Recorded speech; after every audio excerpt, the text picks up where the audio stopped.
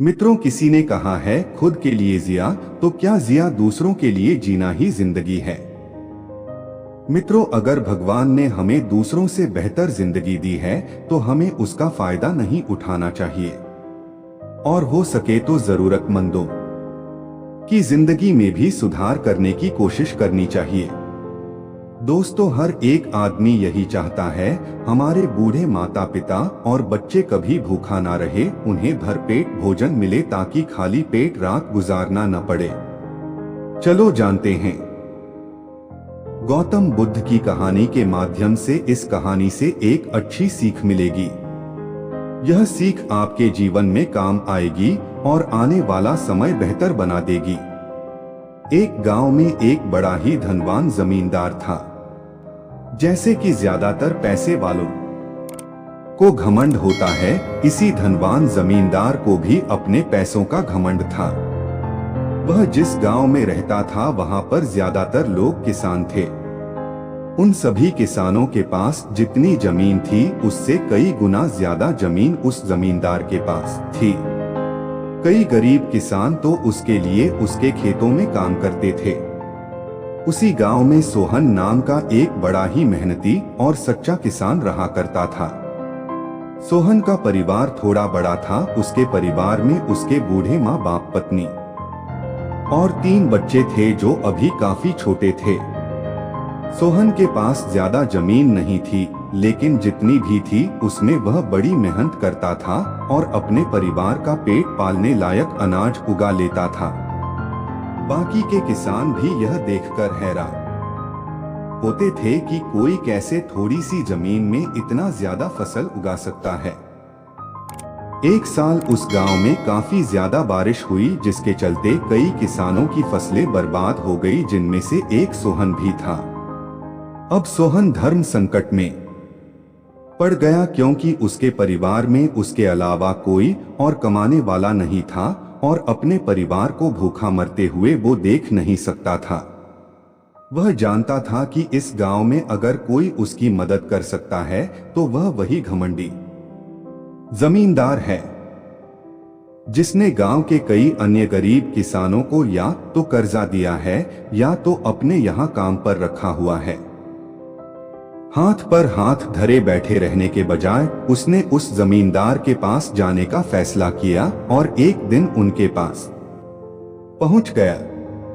जमींदार के पास पहुंचकर सोहन बोला, है बाबू साहब, आपकी बहुत मेहरबानी होगी अगर आप मुझे थोड़ा सा कर्जा दे दे तो, जिससे मैं अपने खेतों में फिर से कोई फसल उगा सकूं, या फिर आप मुझे अपने यहाँ नौकरी दे दे ताकि मेरे परिवार को 2 वक्त का खाना मिल सके। घमंडी जमींदार को उसकी इन बातों से कोई मतलब था नहीं, लेकिन गांव के सारे लोगों की तरह वह भी यह जानता था कि सोहन कितना मेहनती है और वह जिस भी खेत में काम करेगा वहां वह 2 गुनी फसल उगा सकता है। जमींदार ने सोचा, अगर मैं इसे पैसे उधार देता हूं तो शायद यह इस हालत में नहीं है कि मुझे वापस लौटा सके, लेकिन अगर मैं इसे अपने खेतों में काम करवाता हूं तो मुझे जरूर दुगना फायदा होगा।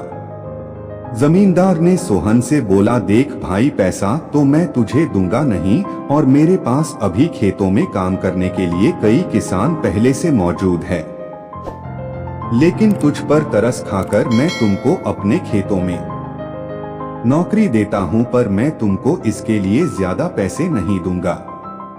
बाकी किसानों को मैं 400 देता हूं, मैं तुमको 300 ही दे पाऊंगा। दोस्तों, अगर कहानी यहाँ तक सुन लिया है तो आपसे निवेदन है पूरा सुने, ताकि आप जान सके कि ऐसा बुरा समय भगवान किसी को ना दे। दोस्तों, एक कहावत है, मरता क्या न करता। सोहन ने जमींदार की शर्त मान ली और उसी दिन से सोहन जमींदार के खेतों में काम करना शुरू कर दिया। 2 महीनों तक सोहन जमींदार के खेतों में जाकर कड़ी मेहनत करता और देखते ही देखते 4 महीने का काम उसने अपनी मेहनत से 2 महीनों में ही खत्म कर दिया। जमींदार सोहन के काम से काफी खुश था, लेकिन वह कभी उसको यह जताता नहीं था।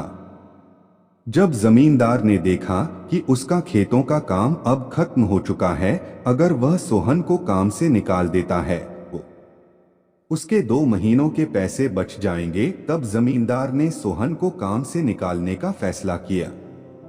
एक बार जमींदार को ये विचार भी आया कि इतना मेहनती आदमी शायद उसे दोबारा ना मिले, लेकिन फिर उसने सोचा कि जब अगले साल काम आएगा तब उसे फिर से नौकरी पर रख लेगा।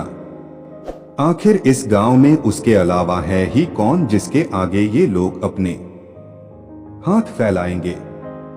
एक दिन जमींदार ने सोहन को अपने पास बुलाकर उसको उस दिन का पैसा दिया और साथ में यह भी कहा कि कल से तुमको काम पर आने की जरूरत नहीं है।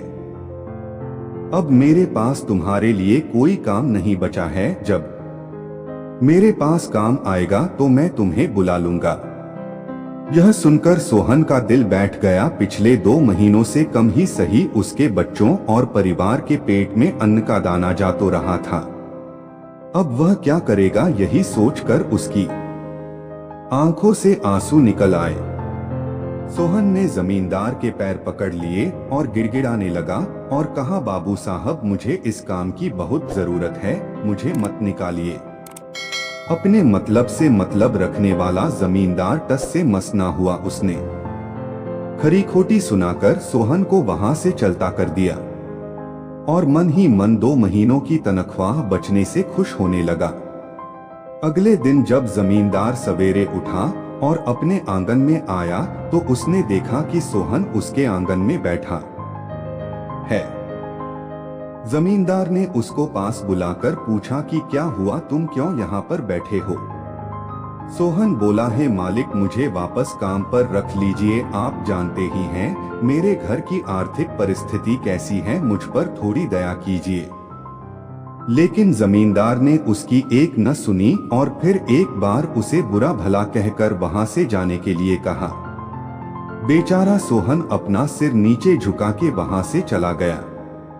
अगले दिन फिर यही घटना दोहराई गई। सोहन फिर जमींदार के आंगन में बैठा था। जमींदार ने फिर उसको वहां से जाने के लिए कहा। यही घटना अगले कई दिनों तक चलती रही। अब तो सोहन जमींदार के हटाने पर भी वहां से नहीं जाता था और वहीं पर बैठा रहता था। एक बार जमींदार ने उससे पूछ लिया, तुम कैसे आदमी हो, मैं तुम्हारा इतना अपमान करता हूँ लेकिन तुम्हें कोई फर्क ही नहीं पड़ता। तब सोहन ने जमींदार से कहा, बुरा तो बहुत लगता है साहब, लेकिन जब घर जाता हूँ और भूख से बिलखते अपने माँ बाप और बच्चों को देखता हूँ तब यह अपमान मुझे कुछ भी नहीं लगता। इतना सब कुछ होने के बाद भी जमींदार का दिल जैसे पत्थर का बना हुआ था। उसने सोहन को अभी तक काम पर नहीं रखा और ना ही उसका ऐसा करने का कोई इरादा था। एक दिन जमींदार ने सोचा कि कुछ दिनों के लिए किसी रिश्तेदार के यहाँ चला जाता हूँ ताकि सोहन से पीछा छुड़ा सकूं। अगले दिन सोहन के आने से पहले ही जमींदार अपने परिवार को लेकर अपने रिश्तेदार के यहाँ चला गया और वहां पर 8 दिनों तक रहने के बाद फिर अपने गांव अपने घर वापस लौटा। घर लौटते ही जमींदार ने आसपास हर जगह नजर दौड़ाई तो पाया कि वहां पर अब सोहन नहीं था। जमींदार ने सोचा, मेरी तरकीब काम कर गई लगता है, सोहन से अब पीछा छूट गया है। लेकिन सोहन का विचार अभी भी जमींदार के मन में था। जमींदार सोच रहा था, सोहन इतनी जल्दी हार मानने वाला आदमी तो नहीं दिखता है। उसके साथ क्या हुआ होगा, क्या उसे कहीं कोई और काम मिल गया होगा या फिर और कुछ। इन विचारों ने जमींदार को बेचैन कर दिया और आखिरकार जमींदार को सोहन की खबर लेने के लिए गांव में जाना पड़ा। जमींदार को सोहन का पता नहीं मालूम था, इसलिए पास पड़ोस के अन्य किसानों से पूछने पर पता चला कि सोहन घायल हो चुका है और अपने घर पर आराम कर रहा है। जमींदार ने जब उसके घायल होने का कारण लोगों से पूछा तो जमींदार को पता चला कि जब वह अपना घर छोड़कर किसी रिश्तेदार के घर गया था तब बंद घर देखकर कुछ चोर उसके यहाँ चोरी करने आए थे, जिनको रोकने की कोशिश करते हुए हाथापाई में सोहन चोटिल हो गया था। यह सब जानने के बाद जमींदार का पत्थर दिल भी अब मोम की तरह पिघल गया। जमींदार को अपने किए पर पछतावा होने लगा। जमींदार ने अपने आप को याद दिलाया कि कैसे उसने एक शरीफ और सच्चे आदमी को ज्यादा काम करवा कर भी उसको पूरा पैसा नहीं दिया, और जिसको गले से लगाना चाहिए था उसे ठोकर मार कर भगाता रहा। जमींदार सोहन का घर का पता पूछकर उसके घर पहुंचा तो देखा कि सोहन की घर की हालत बहुत खराब है। उसका परिवार भूख से बेहाल है और वह खुद अपने हाथ पैर पर चोट के साथ एक खाट में पड़ा हुआ है।